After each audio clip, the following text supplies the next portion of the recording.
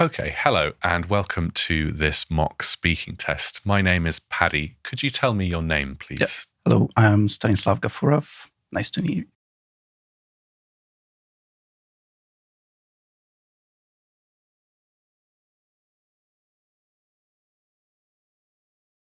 Hi, Stanislav.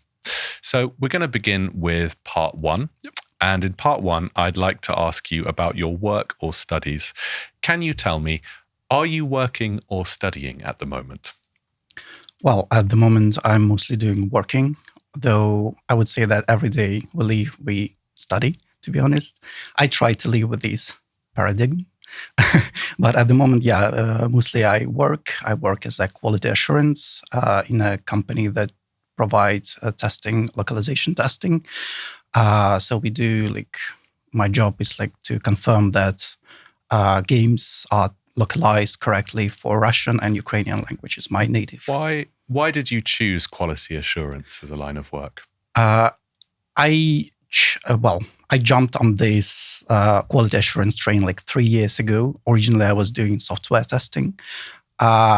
Before that, I was working as internet marketing. And at some point of time, I got tired of all these metrics and CRM systems. So at some point of time, I said, no, that's enough. I need something to change. So quality assurance was something that I was interested at the moment. Do you think you would ever change this in the future? That's a good question. Yeah, maybe. Who knows? Maybe I will become a podcaster. Who knows? But for now, I enjoy my job. I'll try to stick to this branch. Do you get on well with your colleagues at your place of work? I try to. I hope so. I try to believe that I'm doing good with them, not with all of them, because if you know, quality assurance job is if you do your job good, it means that you're on constant fight with developers because you cats and dogs, because you always point out on their job you did something wrong, you have to fix this. So, but I try to use polite words and to act diplomatically. I'd like to move on and talk about your school days. Stanislav, did you enjoy your time at school? Definitely. I don't understand when people say that school or university was their worst part of life. For me, it was definitely one of the most fascinating when you can hang out with your friends and learn a little bit, of course. But definitely, I think one of the most exciting things in my life happened during my school years. What was your favorite subject when you were at school? Oh, it was history, definitely. I was lucky. We were lucky with a history language teacher. He was not just this boring person who orders us to learn some dates, important dates in history. But yeah, he was delivering his subject with lots of, in a nice comedy way, I would say. So yeah, I fell in love with history thanks to him. What do you like about history? The problem of history that it can teach us many things, but it feels like people nowadays don't learn from the history. So but definitely some interesting moments, some ridiculous moments sometimes in history that you read nowadays and you can't imagine that this could happen in the past. But now when you see what's happening in the world, you realize that we haven't changed. We are doing the same mistakes actually again and again. Was sport a big part of your school life? Definitely not during my school life. No, mostly I was skipping sport classes. It was poorly made, I would say. Our sport classes, teachers and trainers were not at the best, I would say. But yeah, mostly we were just skipping our classes, to be honest.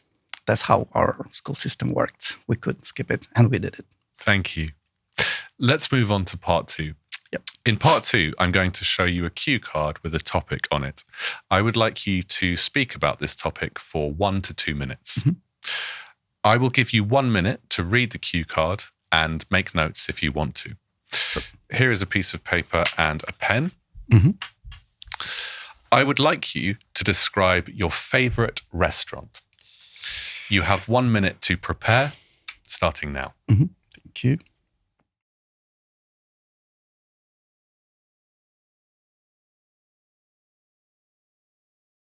Okay, I would like you to start speaking now, please. Okay. So it was a tough question because I had like two different places in my mind. So during like making notes, I okay, no, I need to talk about a different one. So I guess one of those cool places that I liked was in Lviv. It's actually a city in Ukraine, in western part of Ukraine. So I took my mom there, and my mom is like kind of like an elderly woman, and she's not used to restaurants or something. So the cool why this place is cool is when it's like placed in a typical 9-storied building, typical Eastern European like gray. So you go there inside, go to the corridor, and you knock the door just like normal casual like room, like a flat. So you knock the door. A guy in a like just pyjama open you, like it's like old man, like you like ask what do you want, so you casually walk in. There is an old room like furnished like in old Soviet way, like something on a stove, like macaroni. He proposes you, like, do you want to try? Like there is a cat like walking around. So like I remember my mother's face, like what are we doing here? Because like she's not used to these things at all. So and you start talking to this person, and he proposes you macaroni, and you say no, we want something more fancy. So he said like, okay, yeah, you may enter further. So you open the other door, and it's like then when the real restaurant starts, like it's designed in a very like posh masonry place with lots of pictures, like a quartet playing on like piano or something, so very fancy. I remember my mother's face; it was like unforgettable, like because like it's a big shock, like such a contrast, I would say. Another cool thing that prices in this restaurant are like 2 zeros, so they add 2 zeros to actual prices. So like it's not like £10, but Thank you. Oh, you're welcome. Do you think you would ever go back to this restaurant in the future? I would definitely like to go there. There are some, definitely. I could recommend it. Thank you. Let's move on to part 3. I'd like to continue talking about restaurants and eating out in general. Why do you think people like eating at restaurants? I think the main reason people are going for atmosphere, for the feeling of nice, I would say. Basically for atmosphere. Like one thing is to like cook at home, like when you have to prepare food, like go to the grocery store first. Another thing, when you go, maybe some people go because they like to be served, and they like to be treated well, so they feel better in this way. I'm not sure, but I guess some people may think like that. But I go there because actually like to communicate with my friends, so like you can chill. So I prefer mostly like cozy places where you just can relax. New restaurants that open up often get very popular. Why do you think that is? I like new restaurants, to be honest. I like this modern atmosphere.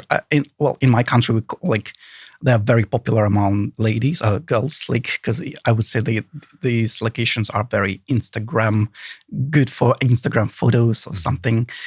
Food in these places are not the best, to be honest. Like lots of avocado things. I hate avocado, but it's so popular these days.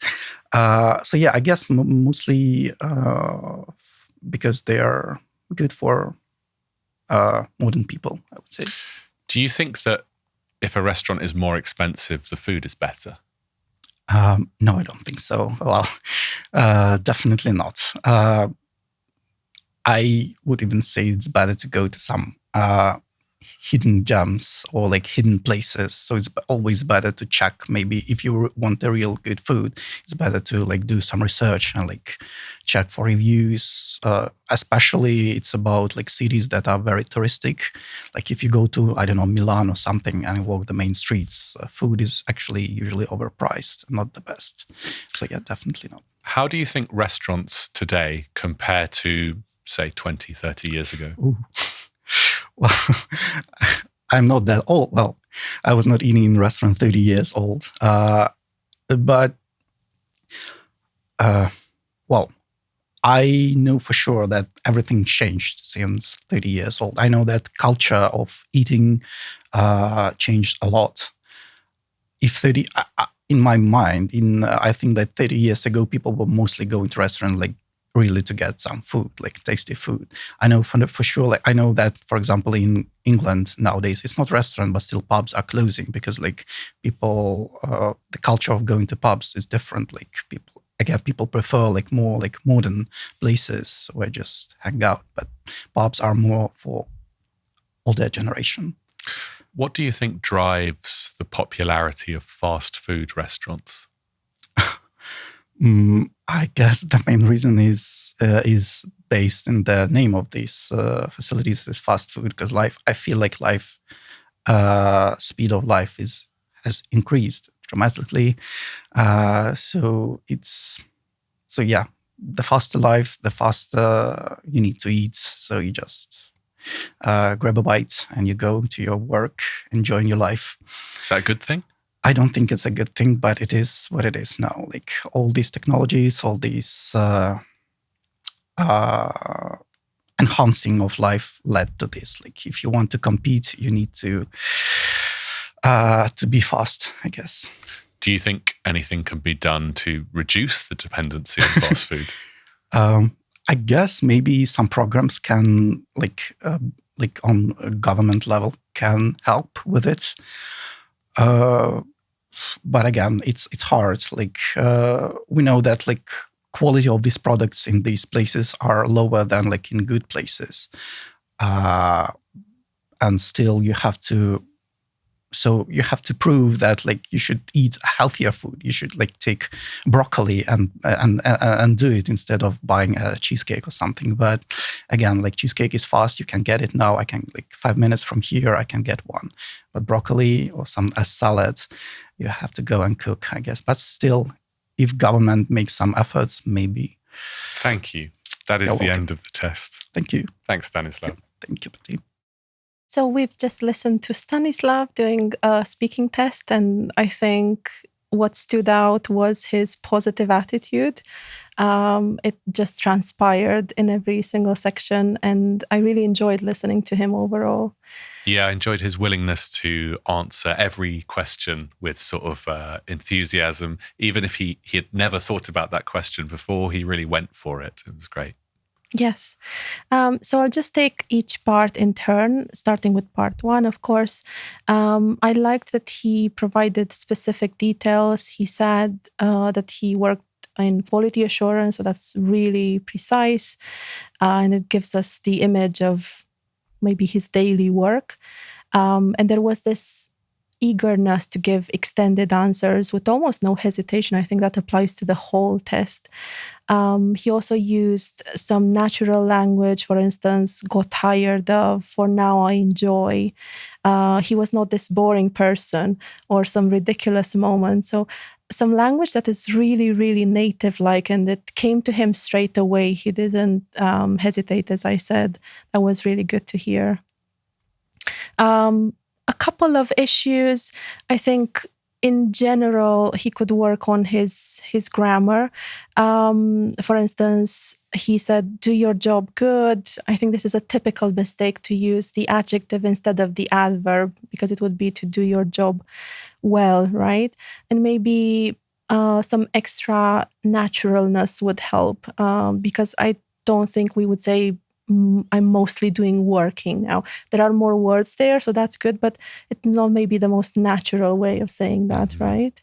And then in terms of pronunciation, he used a very high-level word. It was brilliant, paradigm, but it's a bit tricky to pronounce, isn't it? If you read it, it doesn't look like we say it. Yeah. Exactly, that's the thing. But it was still a good attempt at using that high-level language, so it's still something to be rewarded in the end. As for part two, I really enjoyed that story. It was so captivating.